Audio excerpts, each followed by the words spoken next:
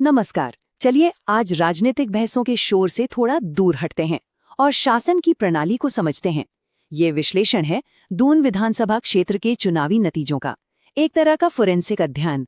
देखिए, हमारा मकसद किसी की हार या जीत का विश्लेषण करना नहीं है। मकसद है उन आंकड़ों और जमीनी हकीकतों को समझना जो किसी भी जनादेश को जन्म देते हैं। ये शासन के लिए डेटा इंजीनियरिंग का विज्ञान है। तो हमारी कहानी शुरू होती है हिमाचल प्रदेश की शिवालिक पहाड़ियों में बसे दून से। ये सिर्फ एक नक्शे पर एक जगह नहीं है, ये एक जीती जागती आर्थिक और सामाजिक इकाई है। यहाँ की जमीन तो उपजाऊ है ही, लेकिन यहाँ के लोगों की आकांक्षाएं उससे भी कहीं ज्यादा हैं। ये एक इंडस्ट्रियल कॉरिडोर भी है जहाँ खेती और उद्योग साथ साथ चलते हैं। इसीलिए यहाँ के मुद्दे भी बहुत परतदार हैं। पर्यावरण की चिंता है, रोजगार की तलाश है और एक बेहतर जिंदगी की उम्मीद। यहाँ के लोग सिर्फ वोटर नहीं हैं, वो अपने भविष्य के सबसे बड़े हिस्सेदार हैं। और यहीं से हमारा सबसे बड़ा सवाल खड़ा होता है कि सिर्फ 5 साल में, यानी एक सरकार के कार्यकाल में, एक ऐसी जबरदस्त जीत एक निर्णायक हार में कैसे बदल गई। इसे सिर्फ एक राजनीतिक हादसा मत समझिए, ये एक पैटर्न है। ये उन संकेतों का नतीजा है जिन्हें शायद वक्त रहते पढ़ा नहीं गया, समझा नहीं गया। आज हम इसी पैटर्न को डीकोड करने की कोशिश करेंगे। तो हमारी ये जांच 6 हिस्सों में आगे बढ़ेगी। हम शुरुआत करेंगे घाटी के फैसले से, फिर आंकड़ों की गहराई में उतरेंगे, हम जमीन से उठ रही आवाजों को सुनेंगे और फिर समझेंगे कि वो कौन सा सामाजिक आर्थिक बदलाव था जिसने वोटों की दिशा ही मोड़ दी। इसके बाद हम एक गवर्नेंस ब्लूप्रिंट पर बात करेंगे जो भविष्य का रास्ता दिखा सकता है। और आखिर में हम उस सबसे बड़े सबक को समझेंगे जो दून हमें सिखाता है कि भरोसा ही असली जनादेश है। तो आइए शुरू करते हैं पहले अध्याय से। दून की कहानी असल में यहाँ के जागरूक मतदाताओं की कहानी है। एक ऐसा वोटर जो चुप नहीं बैठता, जो अपने हक को लेकर सचेत है और अपनी राय देने से जरा भी नहीं हिचकता। और जब लोकतंत्र में भागीदारी इतनी गहरी हो तो नतीजे हमेशा चौंकाने वाले और सिखाने वाले होते हैं।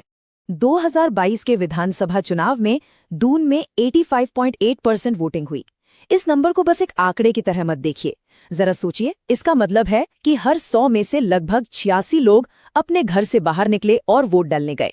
ये हमारे राष्ट्रीय औसत से कहीं ज्यादा है। ये क्या दिखाता है? ये दिखाता है कि यहाँ के लोगों के लिए सरकार कोई दूर की चीज नहीं है, ये उनके रोजमर्रा की जिंदगी का हिस्सा है। और इतनी बड़ी भागीदारी एक साफ संदेश देती है, हम सब देख रहे हैं, हम सब सुन रहे हैं और फैसला हम ही करेंगे।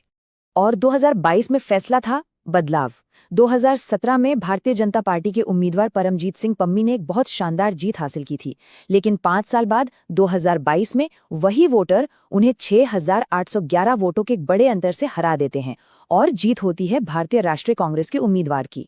ये सिर्फ एक हार जीत का आंकड़ा नहीं है, ये 2017 में दिए गए भरोसे का टूटना है।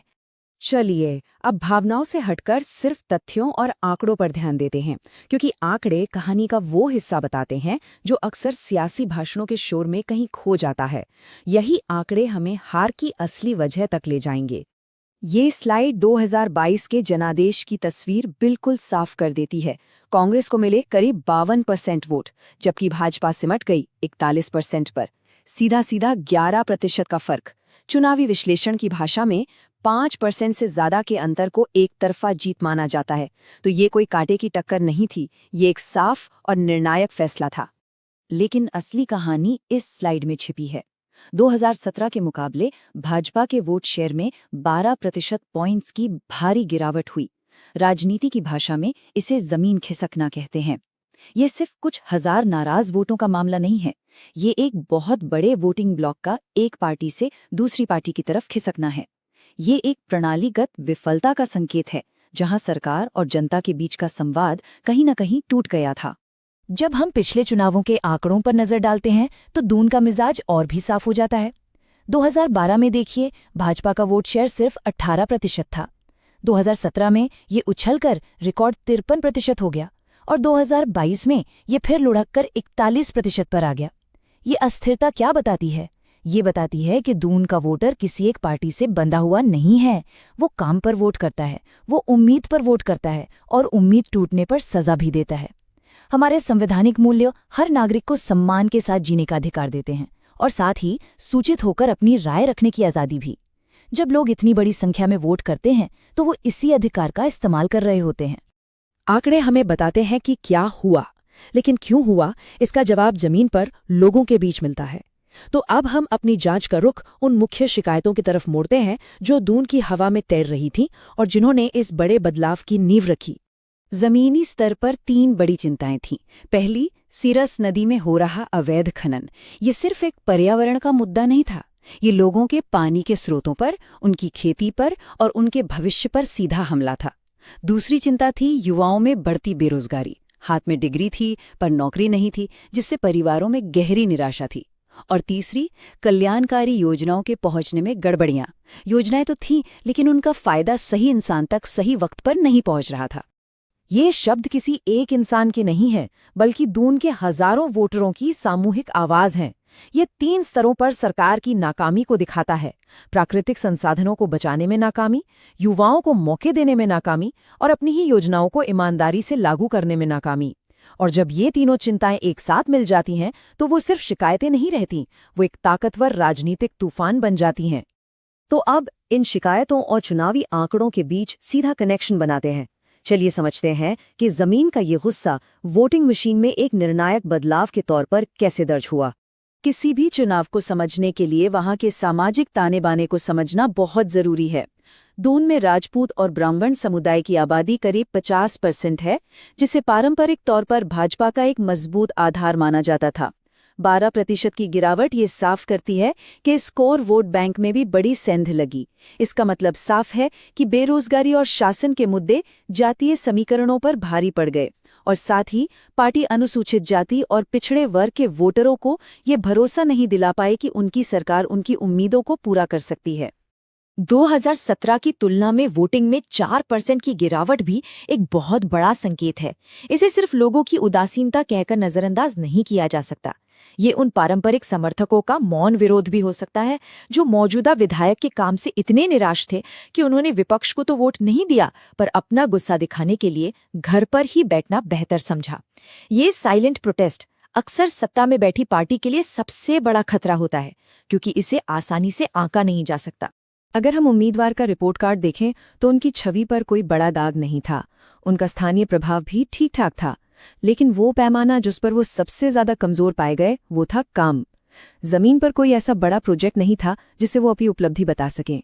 देखिए, छोटी मोटी सड़कों और नालियों की मरम्मत से एक मजबूत जनादेशो बचाकर नहीं रखा जा सकता। वोटरों को दूरगामी असर वाले दिखने वाले काम चाहिए थे, और इस मोर्चे पर एक बड़ा खालीपन था।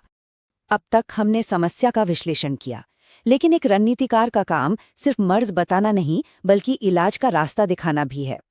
दून का जनादेश हमें एक गवर्नेंस ब्लूप्रिंट बनाने का मौका देता है, एक ऐसी प्रणाली जो सिर्फ चुनाव जीतने के लिए नहीं बल्कि लगातार भरोसा कमाने के लिए डिजाइन की गई हो। ये ब्लूप्रिंट 3 मजबूत स्तंभों पर खड़ा है। पहला है संगठन का पुनर्निर्माण, यानी जमीनी कार्यकर्ताओं का एक ऐसा नेटवर्क जो सिर्फ वोट न मांगे बल्कि जनता की समस्याओं को सुने और उन्हें सही जगह तक पहुंचाए। दूसरा है नैरेटिव को धार देना, यानी सरकार के काम को सही कहानी के साथ जनता तक ले जाना। और तीसरा और सबसे जरूरी, समावेशी पहुंच, यानी ये पक्का करना कि विकास का लाभ समाज के हर वर्ग तक पहुंचे बिना किसी भेदभाव के। तो इस ब्लूप्रिंट को जमीन पर कैसे उतारा जाए? इसके लिए कुछ ठोस कदम उठाने होंगे। हर बूथ पर कमेटियों को फिर से बनाना होगा, घर घर जाकर सर्वे करने होंगे जिनका मकसद सिर्फ डेटा लेना नहीं बल्कि लोगों की सुनना हो। विकास और सुरक्षा का एक सकारात्मक नैरेटिव बनाना होगा जो जमीनी कामों पर टिका हो। अवैध खनन और बेरोजगारी जैसे मुद्दों पर चुप बैठने की बजाय उनका सामना करना होगा और समाधान पेश करना होगा। भारत का डेटा संरक्षण कानून भी हमें यही याद दिलाता है कि लोगों की जानकारी का उपयोग उनकी सहमति और भलाई के लिए ही होना चाहिए।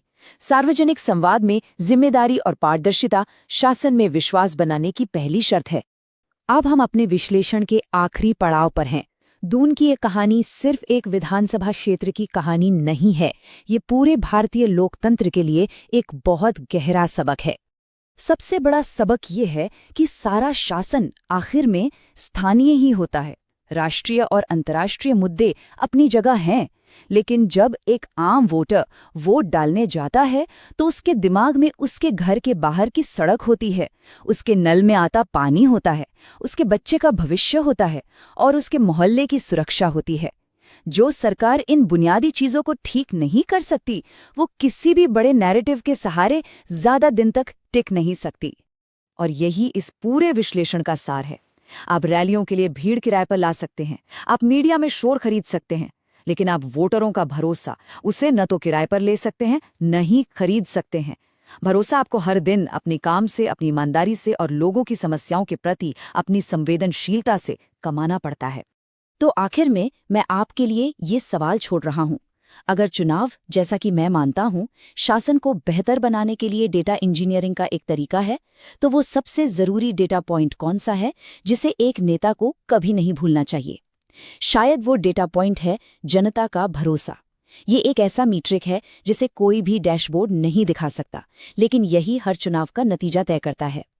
यदि आप एक जन केंद्रित नेता बनना चाहते हैं और अपने निर्वाचन क्षेत्र का उत्थान करना चाहते हैं, तो blueprintstrategies.ai से mgr@blueprintstrategies.ai पर संपर्क करें या 08042041602 पर कॉल करें।